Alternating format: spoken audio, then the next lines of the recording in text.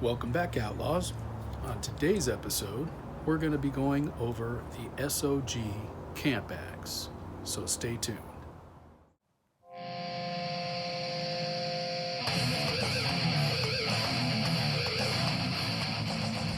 Thanks for joining me today on another episode of adding another tool to the Get Out of Dodge bag. Recently, I purchased an S.O.G folding camp saw, but I was looking for something else that I could use to drive tent spikes in and do other chores around the camp. After doing a lot of research on small, compact camp axes, S.O.G came through again. I wanted something that was versatile and had many uses, and would also provide a reliable backup defense. Taking a closer look at the specifications, the blade length is 3.1 inches. The blade is made out of 2CR13 stainless steel. It weighs 16.1 ounces. Its overall length is 11.5 inches. And it also comes with a sheath. Looking back here, you could see the hammerhead for driving spikes and nails, and here's the sheath that it comes with. It also comes with this really cool adult-proof packaging that always kicks my butt every time I try to open it.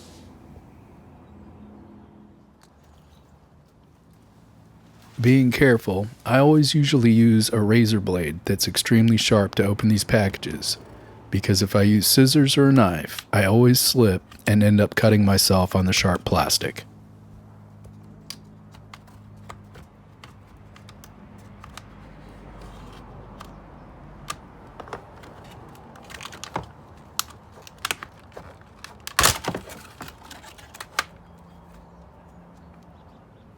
What do you think, Tucker? Something new to check out?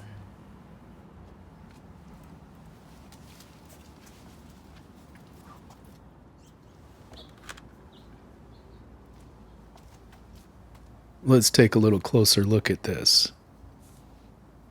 I've noticed that some of the newer versions are all black. I tend to like this all stainless steel look myself. It looks fairly well built.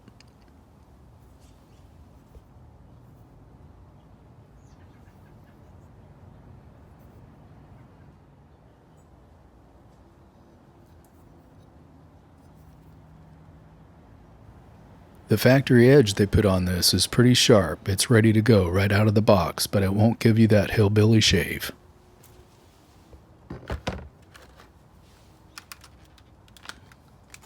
Let's pull the sheath out of here and see what it's all about and see how it fits.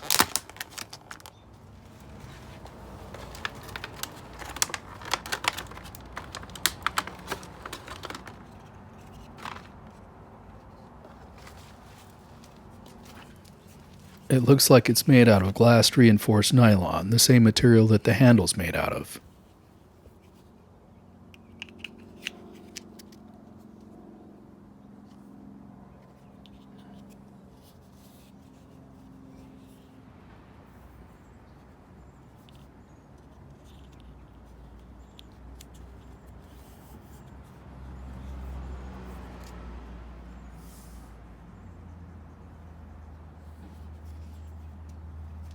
This end here has a hole in it that you could tie a strap through and use it to pull tent spikes out with.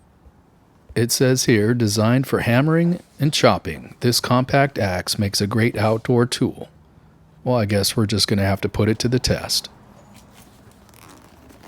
This side pouch should work great for keeping it stowed while I'm on the trail.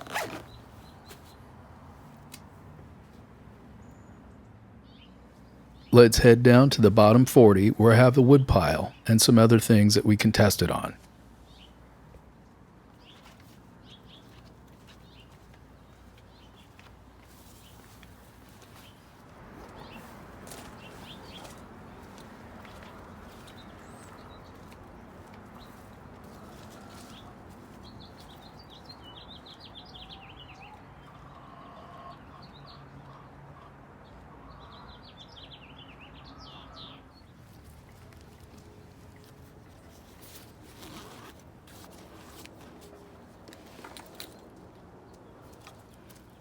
First, let's test it out on a tent spike and drive it into some rocky soil and see how it performs.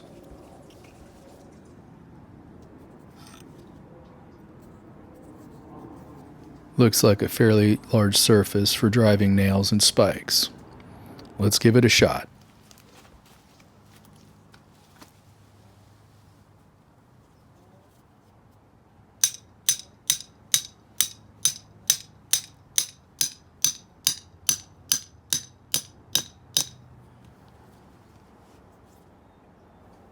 Not bad, and it felt pretty solid while I was driving it in. Let's see how it does on a 2.5-inch piece of wood, putting a spike on the end. I sped this up a little bit as not to bore you with a minute of chopping.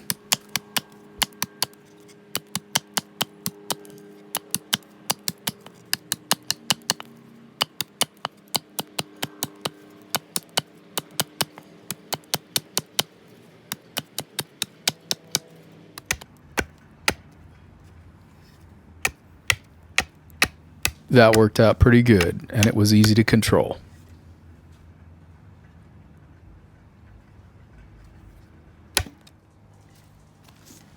We saw how it did with a tent spike, now let's see how it does with a wooden one.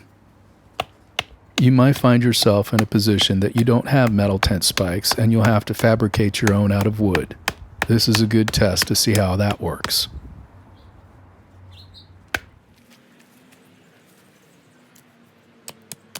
Now let's try the same operation on a smaller spike, and once again I sped this up.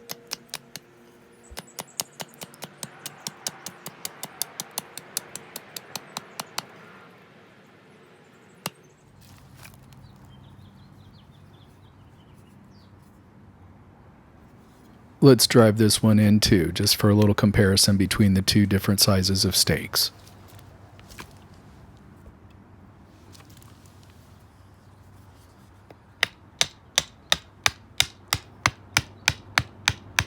To this point, so far so good.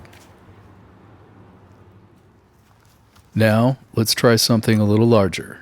This is normally about the maximum you'd want to try to chop with this little axe. It's about a 1/2 inch wider than the blade itself. And yes, I know, it should be a little longer and I should have it on the ground while doing this. But I didn't have any longer logs at the time, and this was the best option to show what it could do. Out in the field, you're not going to have safety glasses, so a pair of sunglasses or eyeglasses will do, but you should always do something to protect your eyes.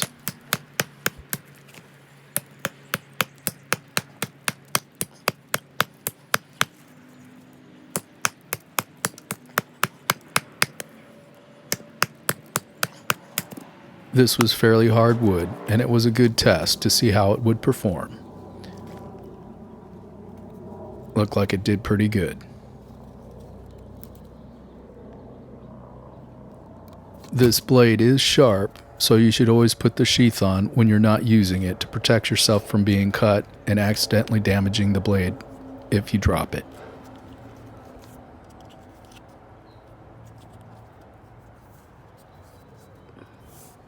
So far, this little camp axe is getting the thumbs up.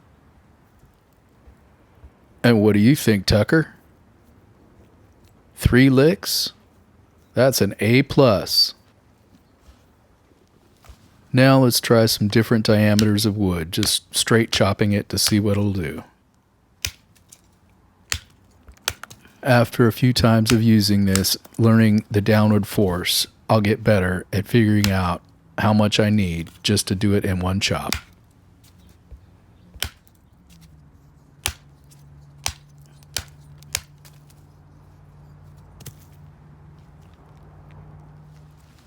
Now let's see how it performs at splitting. You can use another piece of wood to baton with.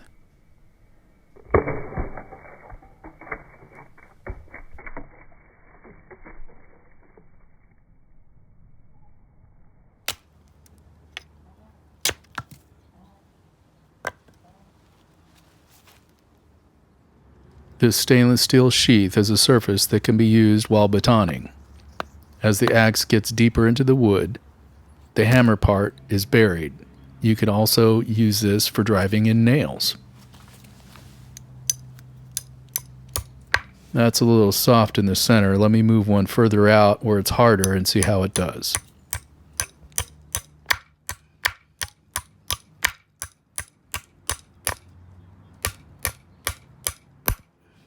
Not bad. It drove those in pretty good. I like this part of the axe because it allows your hand to fit in the notch for close-up work, like feathering wood. This isn't the best piece to use as an example, but this is what I had. You can see here that it feathers it pretty well.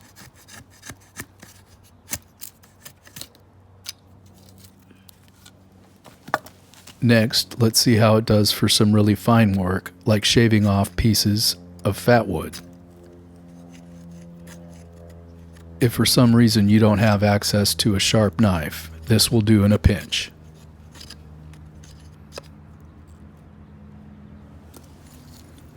And now for another really cool feature. These two surfaces right here and right here can be used for striking a ferro rod.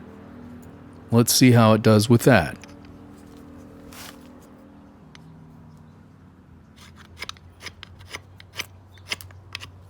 This was a pretty small rod to use as an example, but you get the idea. It works pretty darn well. And now, next, let's check out some defense.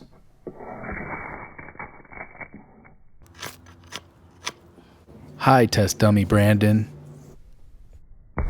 Man, that had to hurt. That was spot on, right in the middle of the noggin. If you find yourself in a situation and you're left with nothing but this little camp axe, I think it will do the job. It's well balanced and can throw pretty well. You have pretty good accuracy with a little practice. In a close-up situation, that little notch seems to be a good place to put your hand. Either way, you're going to be able to defend yourself. Always keeping in mind that if you throw this at your enemy or attacker, they can always pick it up and throw it back at you. With no practice, I was able to stick this the first 2 times that I threw it. It's really well balanced.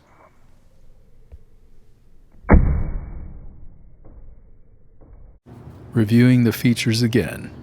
The blade is made out of stainless steel and is 3.1 inches long. These little areas here are good for striking ferro rods. It has a hammerhead for driving in spikes. It also has a glass reinforced nylon handle. Looking at the end here, you can see where it's wedged out to make it easier for chopping wood. One step closer to making the Get Out of Dodge bag complete and having all the tools necessary to survive out in the bush. Thanks for watching.